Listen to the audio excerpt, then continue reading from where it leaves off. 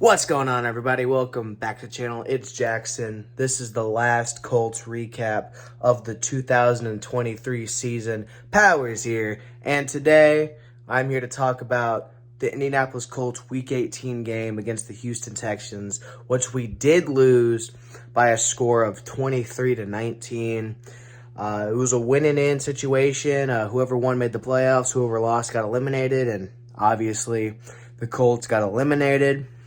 And I waited like a day to make this video. It's obviously going up on Monday.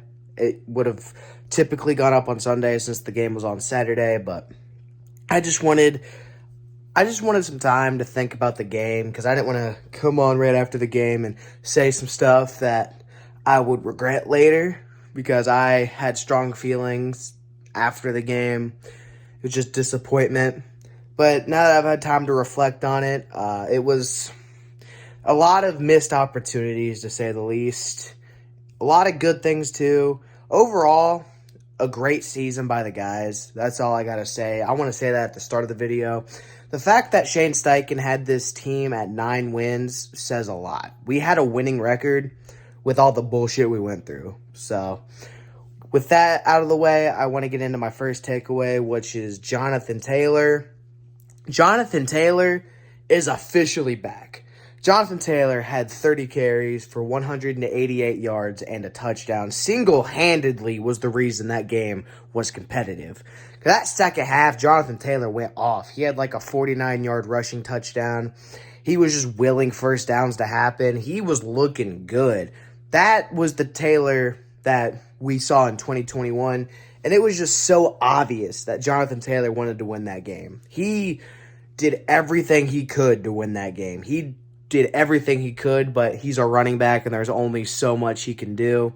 And I feel so bad for Jonathan Taylor.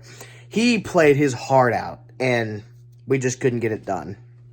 So, just really unfortunate, but I was really happy with how he played. That's, like I said, that's the Taylor we've been waiting on, and 2024, it's going to be a good year for Jonathan Taylor. I'm calling it now.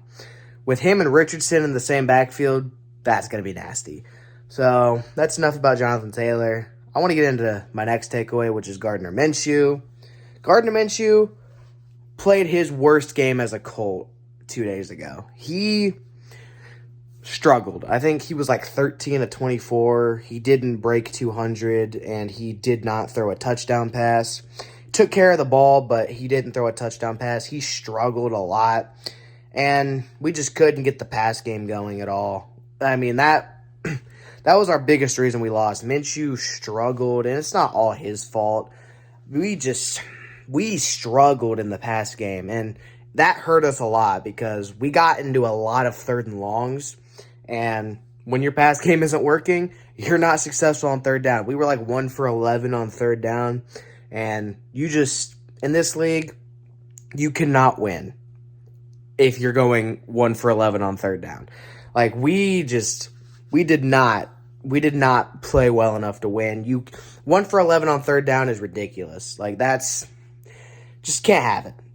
As Pat McAfee would say, just can't have it. Or anyone on his show, for that matter, just can't have it. But yeah, I think I'm going to make a video later on, like probably after the Super Bowl, about what the Colts should do in the offseason like I do every year. And I do want to say in this video, like, I would love to bring Gardner Minshew back to be the backup for sure. But if we don't, I'm not going to be super heartbroken over it because he's proven he could be a starter. He might ask for some more money than we are paying him this year because he's going to be a free agent. We only signed him to a 1-year contract. And like I said, I'm not going to be devastated if we lose Minshew. I would like to keep him, but if we lose him, not going to be too devastated about it. So, yeah, that's really all I got to say about Minshew. My next takeaway, the defense, specifically Gus Bradley. Gus Bradley got to go. I've been a Gus Bradley defender, and I think it's about time we fire Gus Bradley because I just hate his defense. Like, I think our defense has a lot of talent on it. I think our coordinator holds it back personally because he calls a lot of bad plays. Like that entire first half, I mean, a lot of 75-yard touchdown, a lot of bad play calls on the defensive side. It's like he calls conservatively early in the game, and that's just like, dude, what are you doing? Like Gus Bradley, he was very timid with his play calls, and has a tendency to be timid with his play calls. It's like he plays zone to be safe. He doesn't want to be aggressive. And it's like, dude, we're playing for the playoffs. You need to be aggressive. If we would have played more aggressively in that first half, I think it would have been a completely different game by the end of that one. But it wasn't. And Gus Bradley, I think they're going to take a serious look at him in the offseason, and they might get rid of him because I think he's the problem. I really do. And I like Gus Bradley. I think just his scheme just doesn't fit what we're trying to do. And that's just all there is to it. I mean, he drove out Shaq Leonard, for fuck's sake. Like, he should probably go. And that's just all. That's all I have to say about our defense. And they folded late. I mean, don't get me wrong. On that drive where Houston took the lead, C.J. Stroud was dealing. He had a lot of good plays on that drive. But the defense also folded a lot. And that summed up our entire season. The defense would fold when it would matter. And I don't know how much of that is the defense and how much of that is the coordinator. Because, like I said, I feel like Gus Bradley wasn't giving the defense the best plays to succeed, especially late in that game when we needed them to succeed the most. And they've had a tendency of folding in the fourth quarter all year. And that's just, when the playoffs are on the line, you can't do that. And it was disappointing to see. So, with that being said, my last takeaway is that last play with Tyler Goodson. I've had some time to think about it. It's not all his fault. It was a bad ball by Minshew. Should he have still caught it? Probably, but that was not the reason we lost that game. We lost that game because we had several missed opportunities. Gardner Minshew overthrew a wide-open Mo Alley Cox touchdown.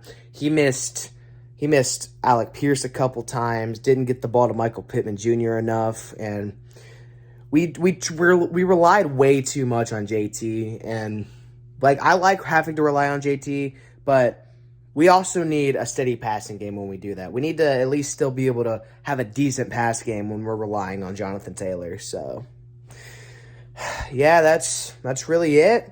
I guess if I had to give a game MVP, it would be Jonathan Taylor, and the play of the game would be his 49-yard touchdown.